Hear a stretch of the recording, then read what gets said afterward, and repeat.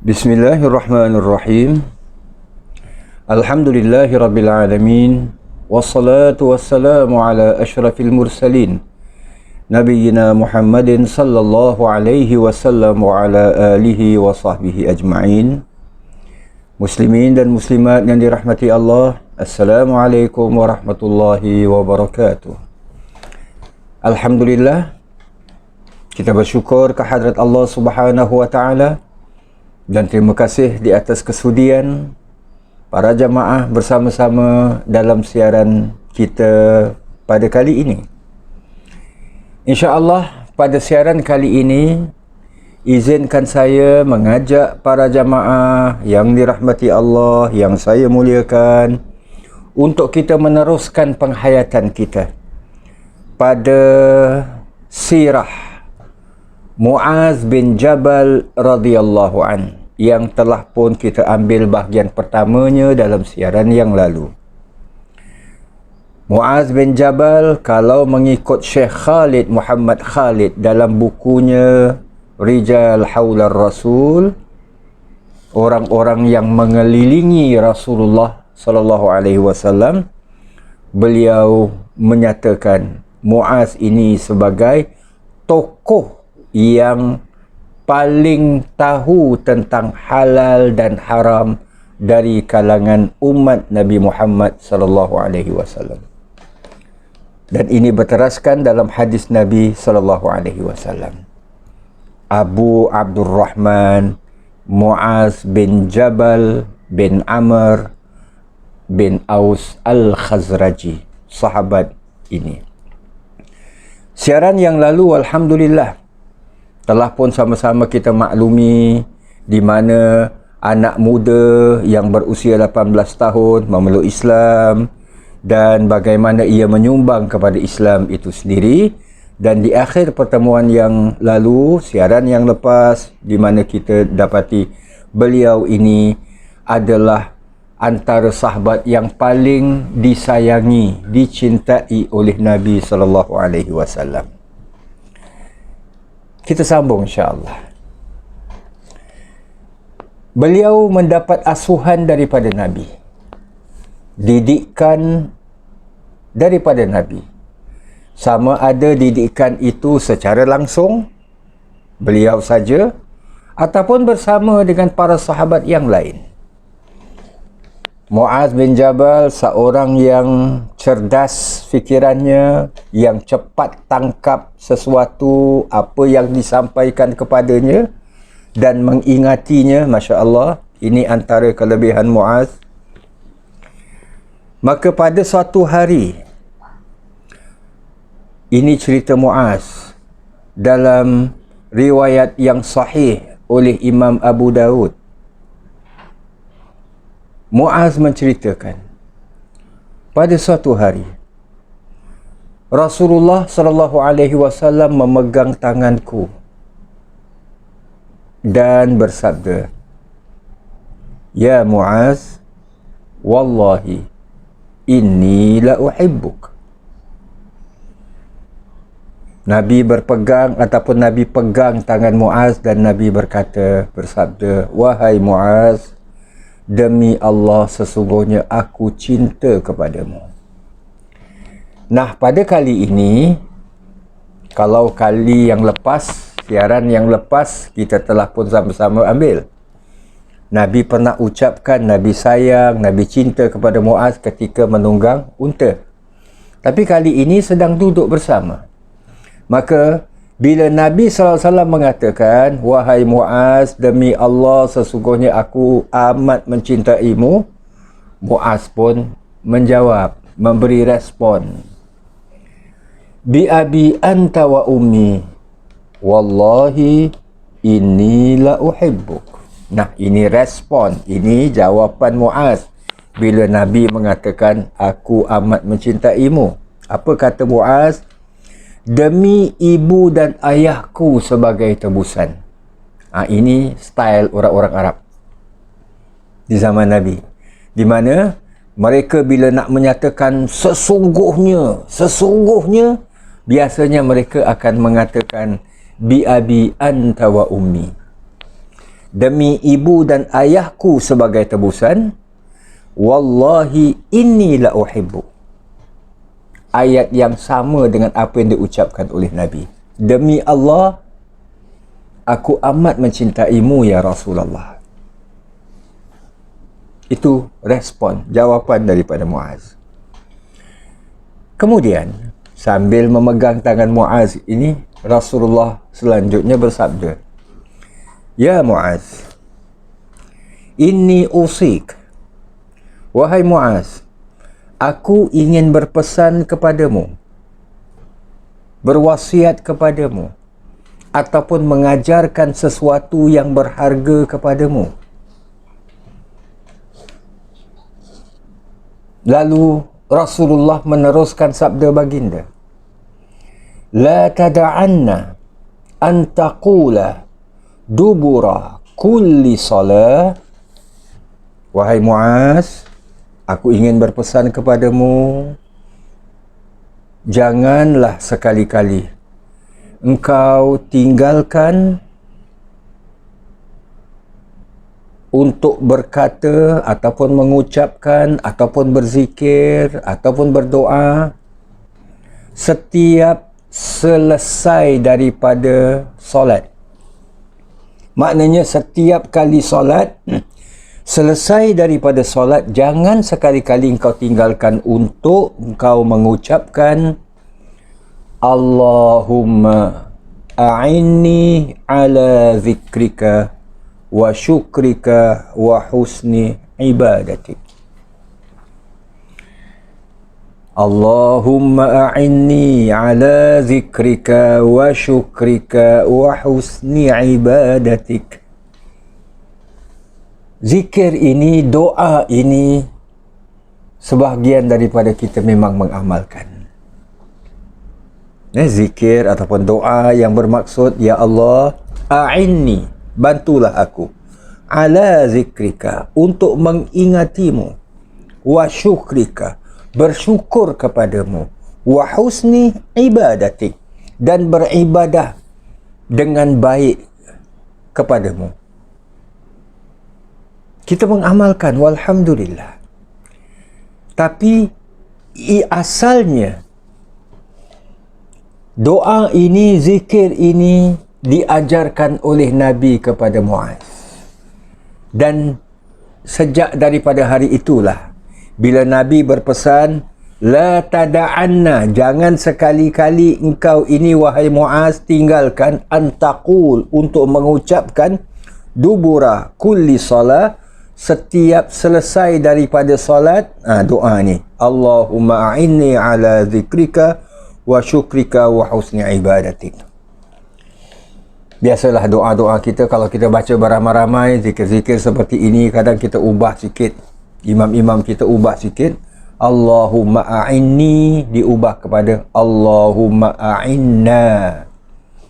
A'inna bermaksud kami, bantulah kami, sebab beramai-ramai kan. Tapi kalau asalnya, menurut hadis ini, Allahumma a'inni, Ya Allah bantulah aku. So muslimin dan muslimat yang dirahmati Allah, kita lihat bagaimana Nabi mengasuh, mendidik, malah mengajarkan sesuatu kepada Muaz. Tapi yang juga menyentuh kita, cara Nabi menyampaikannya kepada Muaz. Boleh saja Nabi mengucapkan, sampaikan begitu, tapi tidak. Nabi pegang tangan Muaz. Sayangnya Nabi kepada Muaz, pegang tangan beliau. Dan Nabi sebelum nak mengajarkan tu, Nabi mengatakan, jangan sekali-kali engkau tinggalkan. So ia menjadi satu pesanan yang mana Muaz sendiri secara peribadi, setelah diajarkan oleh Nabi, ia sendiri buat pengakuan. Wallahi, katanya, demi Allah, sejak daripada hari itu aku tak pernah tinggalkan apa yang dipesan, apa yang diajarkan oleh Nabi ini. Setiap kali selesai solat, beliau akan berzikir, akan berdoa, Allahumma a'inni ala zikrika wa syukrika wa husni ibadatik. Nah, muslimin dan muslimat dirahmati Allah, metod, cara Nabi meninggalkan pesan yang cukup berkesan kepada sahabat. Bukan sekadar mengajar, bukan sekadar beritahu, tapi apa yang disampaikan oleh Nabi cukup meninggalkan kesan. Bila mana Nabi menyampaikannya dengan cara Nabi pegang tangannya, Nabi buat pengakuan dulu, sesungguhnya aku ni amat mencintaimu dan sebagainya. Muslimin dan muslimat yang dirahmati Allah, Muaz adalah antara sahabat yang tidak pernah lelah, tak pernah penat, tak pernah rasa jemu untuk menimba ilmu dari Nabi SAW. Dalam sebuah riwayat di mana Muaz bin Jabal pernah berkata, "Ya Rasulullah," kali ini Muaz sendiri yang approach. Muaz sendiri yang bertemu dengan Nabi dan minta, "Ya Rasulullah, berilah wasiat kepadaku." Sini, berilah wasiat kepadaku, maknanya ajarkanlah, sampaikanlah sesuatu kepadaku. Nabi SAW kemudian menjawab apabila Muaz meminta daripada Nabi, ajarkanlah sesuatu kepadaku. Apa kata Nabi? Apa sabda baginda? Beribadahlah kepada Allah, wahai Muaz, seolah-olah seakan-akan engkau dapat melihatnya, iaitu dapat melihat Allah. Maksudnya, beribadahlah, bersungguh-sungguhlah, khusyuklah, yang mana dalam ibadahmu ini seakan-akan kamu dapat melihat Allah.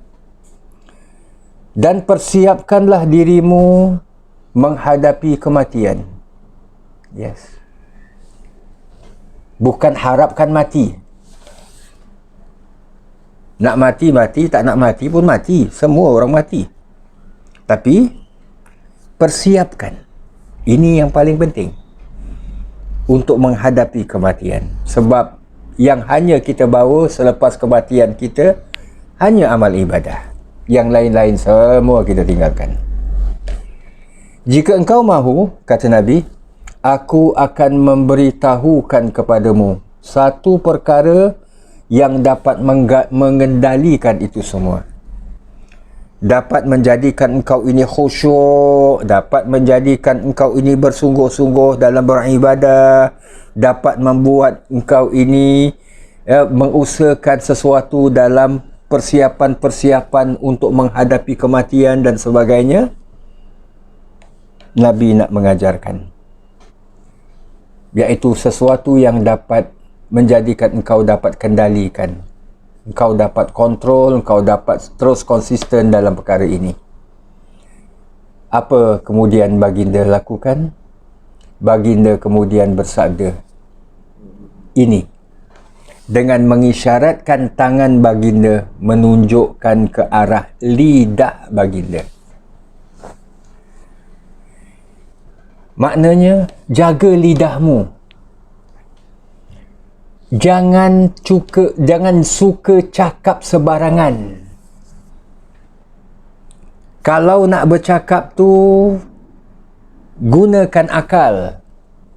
Sesuaikan dengan sesiapa yang orang yang diajak bercakap. Cakap pun dalam perkara-perkara yang seharusnya, yang dibolehkan. Bukan asal pakai hembus saja, pakai keluar saja, asal cakap saja.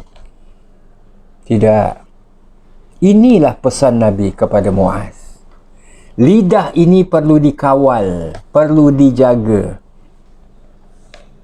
agar ia dapat mengendalikan ibadah yang khusyuk dan juga buat persiapan-persiapan bagi kematian kita. Nah, hadis yang hasan, status hadis ini hadis hasan, riwayat Imam Baihaqi dan Imam At-Tabrani.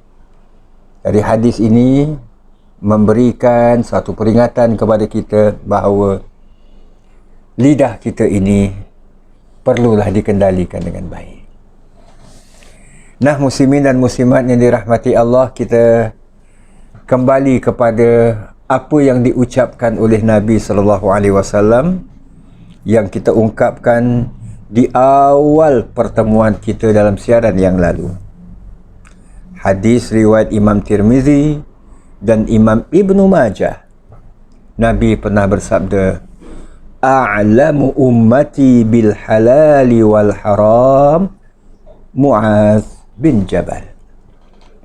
Orang yang paling mahir, yang paling tahu, yang paling memahami dalam soal halal dan haram dari kalangan umatku, kata Nabi, siapa dia? Adalah Mu'az bin Jabal. So itulah dia. Oleh kerana itulah Mu'az bin Jabal ini dipilih dan dilantik oleh Nabi SAW untuk menyebarkan Islam di bumi Yaman. Sebelum Hajjatul Wada', iaitu haji yang dibuat ataupun dilaksanakan oleh Nabi tahun ke-10 Hijriah, yang mana tak lama selepas menunaikan ibadah haji ini, Nabi SAW wafat. Sebab itu haji ini dinamakan sebagai Hajjatul Wada', haji terakhir, haji selamat tinggal yang dilakukan ataupun yang dilaksanakan oleh Nabi SAW tahun ke-10 Hijriah. Kita maklum, pulang daripada menunaikan haji ini, Nabi pulang ke Madinah dan Nabi SAW jatuh sakit, dan di mana sakit baginda ini bawa kepada kewafatan baginda SAW. Nabi sebelum Hajjatul Wada' ini pernah mengutuskan Abu Musa Al-Ash'ari, seorang lagi sahabat yang insya-Allah sejarah berkaitan dengannya akan kita jumpa juga nanti satu hari dengan izin Allah. Di samping Abu Musa Al-Ash'ari, Nabi juga melantik dan memilih Mu'az bin Jabal ke Yaman. Yaman ni satu kawasan luas, negara yang kalau di bahagian semenanjung tanah Arab pada ketika itu disebut Yaman. Kalau bahagian selatan saja disebut Yaman. Sekarang ini pun ada Yaman Utara, Yaman Selatan dan sebagainya. Termasuklah daerah-daerah seperti Hadramaut, yang mana ramai para ulama di sana. Nabi SAW berpesan kepada Abu Musa dan Mu'az dalam nak menyebarkan Islam ni, yassiru wa la tu'assiru. Permudahkanlah, jangan persulitkan. Maknanya menghadapi isu-isu yang ada pada masyarakat, ambil jalan yang memudahkan, jangan jalan yang menyulitkan. Jangan. Mungkin sebahagian daripada adat kebiasaan orang-orang di Yaman berbeza dengan adat kebiasaan orang-orang di Makkah maupun di Madinah, yang mana adat kebiasaan ini belum dapat dibasmikan. Maka bertahaplah. Di samping mereka kekal mengamalkan adat resam mereka, mereka melaksanakan perintah-perintah agama. Yang penting asalkan adat dan resam yang diamalkan ini tidak bercanggah dengan lunas-lunas agama, tidak menyalahi akidah kepada Allah Subhanahu wa Ta'ala, kekalkanlah. Sebagai contoh, orang-orang di Yaman pada ketika itu, hatta sampai hari ini pun, antara adat kebiasaan mereka, kerana mereka hidup berkabilah, berpuak-puak suku kaum, mereka, istilah kita ada pasang coret-coret di muka, ataupun seakan-akan kita lihat mereka mewarnakan wajah-wajah mereka, tangan mereka, kaki mereka dengan warna-warna merah, kadang merah kehitam-hitaman, yang istilah sebahagian orang kita menyebutkan tattoo. Ini menjadi adat turun-temurun.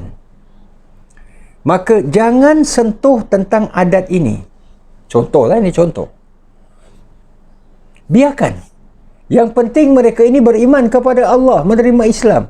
Ini antaralah yang dimaksudkan, permudahkan, jangan menyulitkan.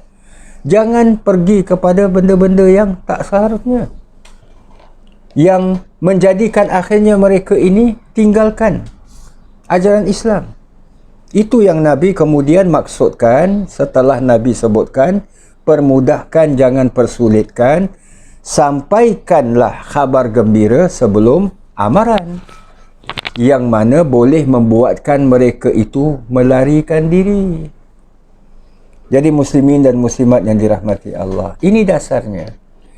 Islam agama yang mudah.